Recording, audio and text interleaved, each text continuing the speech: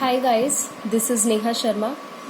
आज के सेशन में हम बात करेंगे कि कंपैरेटिव फाइनेंशियल स्टेटमेंट हम कैसे बनाते हैं। प्रैक्टिकल क्वेश्चंस के थ्रू हम करने जा रहे हैं गाइस।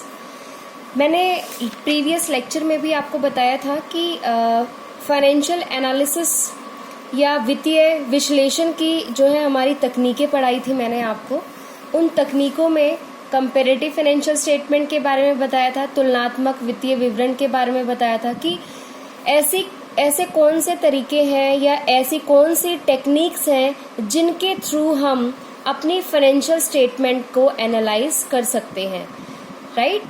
वित्तीय विश्लेषणों की जो तकनीकें हैं उनके थ्रू हम कैसे अपने बिजनेस की फाइनेंशियल पोजीशन को कंपेयर कर सकते हैं एक साल से दूसरे साल के बीच में, राइट। क्योंकि कंपेरेटिव, ध्यान से देखिएगा, इस पहली जो टेक्निक है कंपेरेटिव, ये जो टेक्निक्स है इनके रिगार्डिंग हम क्वेश्चंस करेंगे, ठीक है। तो आज जो हम करने जा रहे हैं वो कंपेरेटिव फाइनेंशियल स्टेटमेंट के रिगार्डिंग है। तुलनात्मक वित्तीय विवरण के आधार पर हम करेंगे। तुलनात्मक या कंपेरेटिव नाम से ही क्लियर है कि हम कंपैरिजन करेंगे, एक साल की फाइनेंशियल स्टेटमेंट को दूसरे साल की फाइनेंशियल स्टेटमेंट के साथ कंपेयर करेंगे। तो कंपैरेटिव फाइनेंशियल स्टेटमेंट, जो फाइनेंशियल स्टेटमेंट को एनालाइज करने की जो टेक्निक है, पहली हम पढ़ रहे हैं कंपैरेटिव फाइनेंशियल स्टेटमेंट। देखिए गाइस, यही वाली हम कर रहे हैं, आप बिल्कुल कंफ्यूज मत होइएगा। कंपैरेटिव फाइनेंशियल स्टेटमेंट जो होती है वो टू टाइप्स की होती है, ठीक है। Comparative balance sheet and second one is comparative profit and loss statement या comparative statement of profit and loss, ठीक है। तो जब भी हम फाइनेंशियल स्टेटमेंट को कंपेयर करते हैं तो कंपैरेटिव फाइनेंशियल स्टेटमेंट के द्वारा हम दो तरीकों से अपने बिजनेस की फाइनेंशियल पोजीशन को कंपेयर कर सकते हैं एक साल से दूसरे साल के बीच में, ठीक है। पहला तरीका है कंपैरेटिव बैलेंस शीट बना के। आप कैसे कंपेयर करेंगे एक साल की परफॉर्मेंस को दूसरे साल की परफॉर्मेंस के साथ? कंपैरेटिव बैलेंस शीट बना के। और दूसरे तरीके से कैसे कंपेयर कर सकते हैं? Comparative statement of profit and loss, ठीक है। जैसे आप प्रॉफिट एंड लॉस अकाउंट बनाते थे फाइनल अकाउंट्स में, ये वही है, और जो बैलेंस शीट आप बनाते थे फाइनल अकाउंट्स में वो वही है, ठीक है। लेकिन ये जो कंपैरेटिव बैलेंस शीट है या comparative statement of profit and loss है, ये हम बनाएंगे न्यू कंपनीज एक्ट 2013 के अकॉर्डिंग। गाइज 11th क्लास के अंदर मैं आपको क्लियर करना चाहूंगी, आप जैसे कंफ्यूजन में ना आए। 11th क्लास के अंदर जो आपने बैलेंस शीट बनाई थी और जो प्रॉफिट एंड लॉस अकाउंट बनाया था वो आपने ओल्ड कंपनीज एक्ट 1956 के हिसाब से बनाया था, ठीक है। जो पुराना कंपनीज एक्ट था 1956, उसके अकॉर्डिंग आपने बैलेंस शीट बनाई थी और प्रॉफिट एंड लॉस अकाउंट को बनाया था। लेकिन इस चैप्टर के अंदर हम कर रहे हैं न्यू कंपनीज एक्ट 2013 के अकॉर्डिंग, ठीक है। जो हमारा नया कंपनीज एक्ट है 2013, उसके हिसाब से कंपैरेटिव बैलेंस शीट बनाएंगे और न्यू कंपनीज एक्ट के हिसाब से ही हम क्या बनाएंगे? Comparative statement of profit and loss. तो जो आपका फर्स्ट क्वेश्चन है गाइस, उसके अंदर आपको बनाना है कंपैरेटिव बैलेंस शीट, ठीक है। कंपैरेटिव बैलेंस शीट आप बनाएंगे और आपको पता है जो आपकी बैलेंस शीट बनती है वो ईयर एंड में बनती है।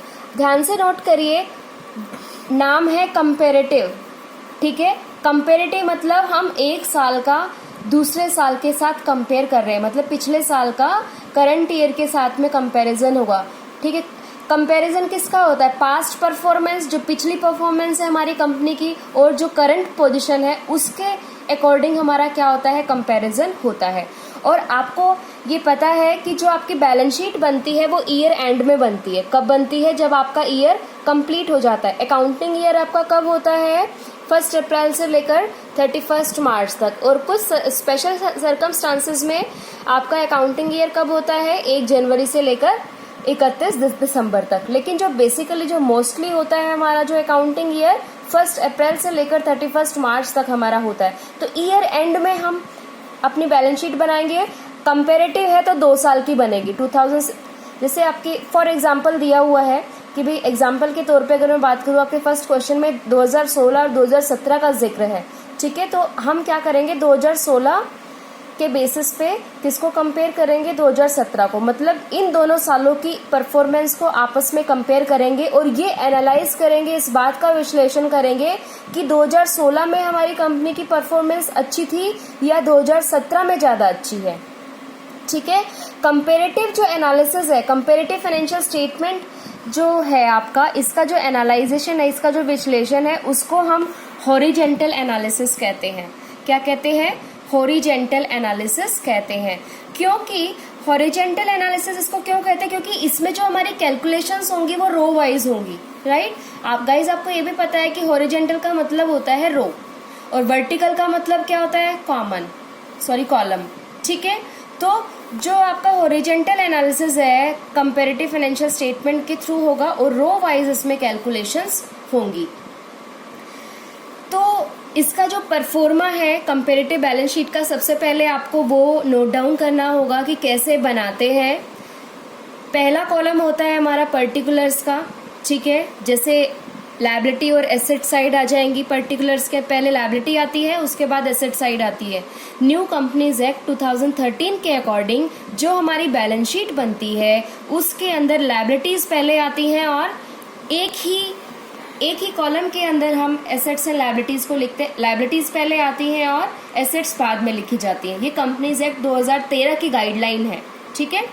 सेकेंड है आपका नोट नंबर। नोट नंबर का मतलब है वर्किंग नोट, ठीक है। नोट नंबर डाल देंगे, वही वर्किंग नोट 1 है या 2 है, वो हम क्वेश्चन करेंगे तब आपको अच्छे समझ में आ जाएगा। उसके बाद है 31 मार्च 2016, ठीक है। 31 मार्च 2016, क्योंकि कंपैरिजन कर रहे हैं 2016 का किसके साथ कर रहे हैं? 31 मार्च 2017। मतलब कैसे कंपैरिजन होगा कि भी पिछले साल की परफॉर्मेंस ज़्यादा अच्छी है या करंट ईयर की परफॉर्मेंस अच्छी है। यहाँ पे 2016 और 2017 दिया हुआ है। इसका मतलब क्या है कि पास्ट ईयर मतलब प्रीवियस ईयर आपका 2016 है और करंट ईयर आपका जो है वो आपका क्या रहेगा? 2017, राइट। तो 4 कॉलम्स तो ये हो गए। अब आपका जो 5th कॉलम है गाइस, इसमें है एब्सोल्यूट चेंज निकालना है आपको। एब्सोल्यूट चेंज का मतलब है कि एक्चुअल अमाउंट में कितना इंक्रीज हुआ है, कितना डिक्रीज हुआ है। मतलब आपकी जो फाइनेंशियल पोजीशन है कंपनी की, किसी भी कंपनी की जो फाइनेंशियल पोजीशन है वो कितनी अमाउंट में इंक्रीज हुई है और कितनी अमाउंट के अंदर डिक्रीज हुई है, उसको हम कहते हैं absolute change. Guide, absolute change का मतलब होता है कि एक्चुअल अमाउंट में कितना इंक्रीज और डिक्रीज हुआ है। एक्चुअल अमाउंट मीन्स परफॉर्मेंस कितनी इंक्रीज हुई है और परफॉर्मेंस कितनी डिक्रीज हुई है। अब जो आपका 6th कॉलम है, लास्ट कॉलम जो है कंपैरेटिव बैलेंस शीट का, वो है परसेंटेज चेंज। अब आप ध्यान से देखिए, एब्सोल्यूट चेंज का मतलब क्या था? अमाउंट में कितना इंक्रीज और डिक्रीज हुआ ये तो निकाल लिया, लेकिन कितना परसेंट इंक्रीज हुआ और कितना परसेंट डिक्रीज हुआ ये भी आपको पता होना चाहिए, ठीक है। परसेंटेज के इंक्रीज और डिक्रीज से हम ओवरऑल परफॉर्मेंस का अंदाजा लगा सकते हैं। ओवरऑल परफॉर्मेंस को हम आराम से एनालाइज कर सकते हैं। तो ये थे आपके 6 कॉलम्स जो आपके कंपैरेटिव बैलेंस शीट का परफॉर्मा रहेगा। अब हमें नोट करने वाली बात ये है कि कंपैरेटिव बैलेंस शीट का जो परफॉर्मा है, ये जो कॉलम्स हमने बनाए हैं, इसके अंदर क्या क्या आएगा। जैसे कि मैंने आपको बताया पहले कि न्यू कंपनीज एक्ट 2013 के अकॉर्डिंग गाइस, पहले आपका आएगा लायबिलिटीज का डिस्कशन, उसके बाद आपका आएगा एसेट्स का।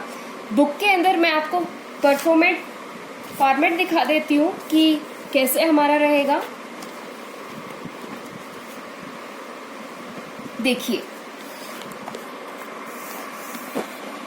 ये आपका फॉर्मेट है कंपैरेटिव बैलेंस शीट का, ठीक है। कंपैरेटिव बैलेंस शीट के अंदर देखिए पर्टिकुलर्स, पहले आपको बताया था मैंने, फर्स्ट कॉलम पर्टिकुलर का, सेकंड कॉलम नोट नंबर का जो आपका वर्किंग नोट रहेगा। प्रीवियस ईयर मतलब जो पिछला साल है, जैसे क्वेश्चन के अंदर 2016 दिया हुआ है तो प्रीवियस ईयर हो गया। 2017 दिया हुआ है क्वेश्चन के अंदर फर्स्ट के अंदर, तो ये करंट ईयर हो गया। एब्सोल्यूट चेंज कितना इंक्रीज हुआ, कितना डिक्रीज हुआ अमाउंट के अंदर। परसेंटेज चेंज का मतलब कितना परसेंट इंक्रीज हुई है परफॉर्मेंस और कितना परसेंट परफॉर्मेंस डिक्रीज हुई है पास्ट ईयर के कंपैरेटिव करंट ईयर में, ठीक है। अब एब्सोल्यूट चेंज का फॉर्मूला क्या रहेगा और परसेंटेज चेंज का फॉर्मूला क्या रहेगा, वो मैं आपको तब बताऊंगी जब हम क्वेश्चन करेंगे। तो अभी के लिए आप देखिए फॉर्मेट के अंदर क्या क्या आ रहा है पर्टिकुलर्स में। सबसे पहले है लायबिलिटी साइड। देखिए गाइस, इक्विटी एंड लायबिलिटी। मैंने आपको बताया था कि लायबिलिटी आपकी 2 टाइप्स की होती है। बेसिकली जो हमने 11th क्लास के अंदर बैलेंस शीट बनाई थी, लायबिलिटीज जो होती हैं वो आपकी 2 टाइप्स की होती हैं, ठीक है, और 3 टाइप्स की भी हो सकती हैं। 2 टाइप्स की कैसे होती हैं वो मैं आपको बता देती हूँ। लॉन्ग टर्म लायबिलिटी और short term liability. Short term liability होती है। नॉन करंट लायबिलिटी क्या होती है, करंट लायबिलिटी, वो मैं आपको भी बताऊंगी। देखिए 11th क्लास के अकॉर्डिंग 2 टाइप्स की लायबिलिटी हमने पढ़ी थी, लॉन्ग टर्म लायबिलिटी और short term liability. Long term liability को हम क्या कहते थे, नॉन करंट लायबिलिटी, जिसके अंदर शेयर होल्डर फंड भी इंक्लूड था और आपकी लॉन्ग टर्म लायबिलिटी भी इंक्लूड थी। जो लंबे समय के लिए लोन लिया हुआ है किसी भी कंपनी ने या किसी भी बिजनेस ने, वो लॉन्ग टर्म के अंदर आ जाता था। और जो शेयर कैपिटल थी, जैसे आपकी इक्विटी शेयर कैपिटल है, प्रेफरेंस शेयर कैपिटल है, रिजर्व्स एंड सरप्लस है, ये सब भी आपकी लॉन्ग टर्म लायबिलिटी के अंदर कंसीडर की जाती थी। लेकिन न्यू कंपनीज एक्ट 2013 ने क्या किया है, इनको जो है 3 भागों में डिवाइड कर दिया। शेयर होल्डर फंड्स को अलग लिख दिया, ठीक है। नॉन करंट लायबिलिटी को आप लॉन्ग टर्म लायबिलिटी भी कहते हैं, इसको अलग लिख दिया। करंट लायबिलिटी मतलब जो शॉर्ट टर्म लायबिलिटी है, इसको अलग लिख दिया, ठीक है। अलग अलग हेड बना दिए ताकि कोई भी कंफ्यूजन ना हो।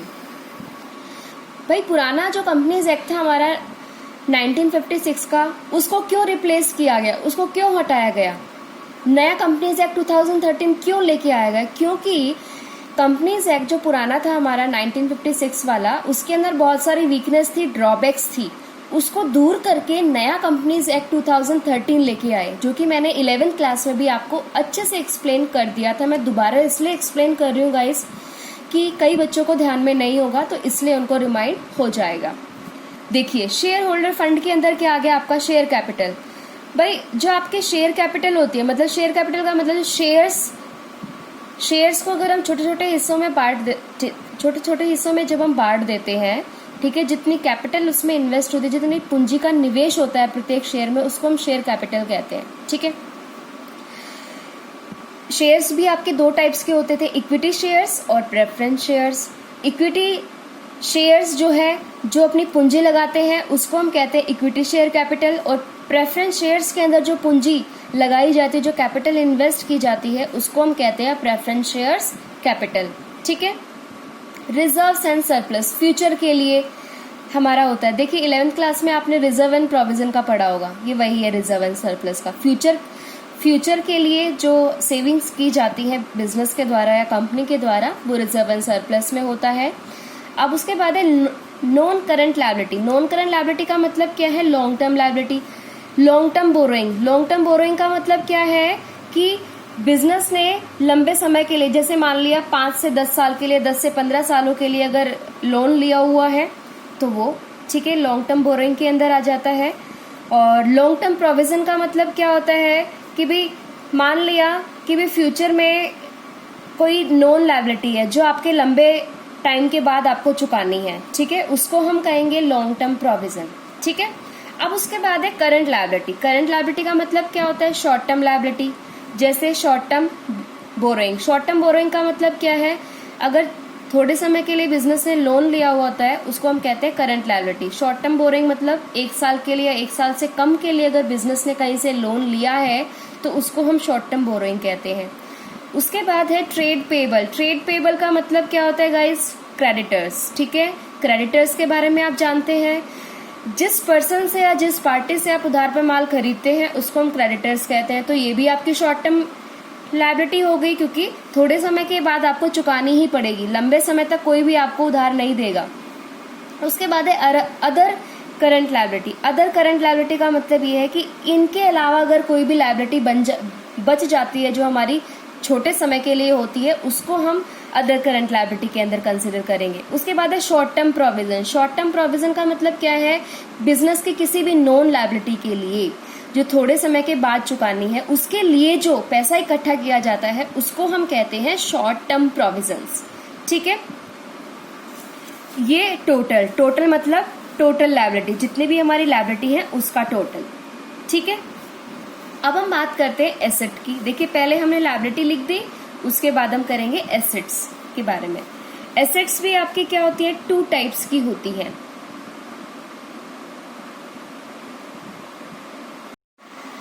तो एसेट्स भी आपकी 2 टाइप्स की आपने 11th क्लास के अंदर पढ़ी थी, ठीक है, वही है आपकी, इसके अंदर कुछ भी चेंज नहीं है। एसेट एक आपकी होती है करंट एसेट्स और दूसरी आपकी होती है fixed assets, right. Fixed assets को आप गाइस नॉन करंट एसेट्स के नाम से भी जानते हैं।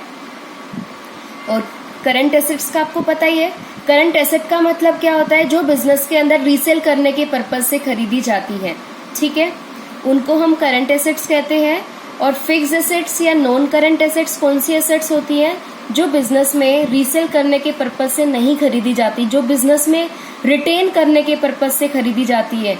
जैसे मान ली आपकी लैंड है, लैंड एंड बिल्डिंग है, ठीक है, प्लांट एंड फर्नीचर है, फिक्सचर है, ये सब आपका क्या है, बिजनेस में लंबे समय तक रहेगा। उसको आप बेचने के पर्पज से तो खरीदते नहीं हो, बिजनेस में यूज करने के पर्पज से खरीदते हो। ये तो आपकी हो गई फिक्स्ड एसेट्स या नॉन करंट एसेट्स।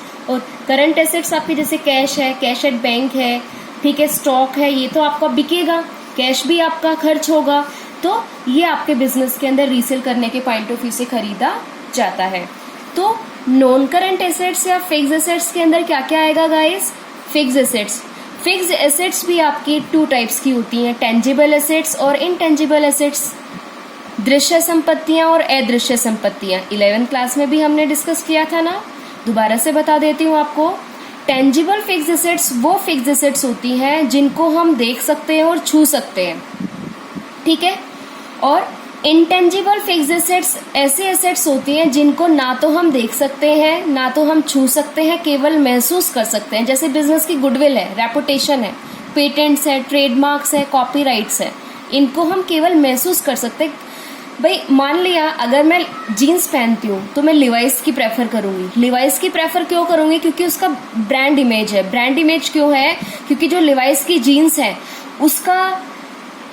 उसका जो प्रोडक्ट है, ठीक है, उसका जो फैब्रिक है वो बहुत ज़्यादा कंफर्टेबल होता है पहनने में, ठीक है, कलर नहीं जाता है, आपको स्किन एलर्जी नहीं होती है, ठीक है। तो ये क्या है, उस प्रोडक्ट की ब्रांड इमेज है, क्योंकि ये ऐसा प्रोडक्ट है जो कस्टमर को पहनने के बाद सेटिस्फेक्शन प्रोवाइड करता है, ठीक है।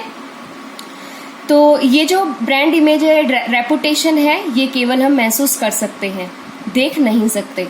अब उसके बाद है non current investment. Non current investment का मतलब होता है जो लंबी इन्वेस्टमेंट होती है। मान लिया बिजनेस ने 10 साल के लिए एफडी करा दी, ठीक है, किसी भी कंपनी के पास काफी सारा पैसा था अभी जो फ्यूचर के लिए यूज करेगी, उसने क्या किया, 10 साल के लिए एफडी करा दी बिजनेस की, वो क्या होगी आपकी लॉन्ग टर्म इन्वेस्टमेंट या नॉन करंट इन्वेस्टमेंट, ठीक है।